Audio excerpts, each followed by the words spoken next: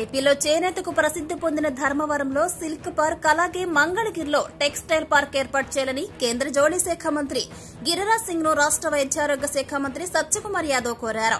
కేంద్ర మంత్రిని కలిసి ఈ మేరకు ఆయన విజ్ఞప్తి చేశారు. తన ప్రతిపాదనకు గిరిరాజ్ సింగ్ సానుకూలంగా స్పందించారన్నారు. త్వరలో అమరావతికి వచ్చి అన్ని అంశాలపై చర్చిస్తానని హామీ ఇచ్చినట్లు సత్యకుమార్ తెలిపారు.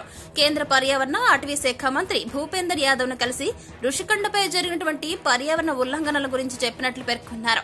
100 కోట్ల రూపాయల ప్రజాధనం వెచ్చించి ఒక కుటుంబం కోసం ప్యాలెస్ కట్టారని దీనిపైన చర్యలు తీసుకోవాలని కోరినట్లు చెప్పుకొచ్చారు. కేంద్ర రహదారి రవాణా శాఖ మంత్రి నితిన్ గడ్కరీని కలిసి రాష్ట్రంలో రోడ్ల పరిస్థితి అత్యంత దయనీయంగా ఉన్న విషయాన్ని తెలిపినట్లు వెల్లడించారు.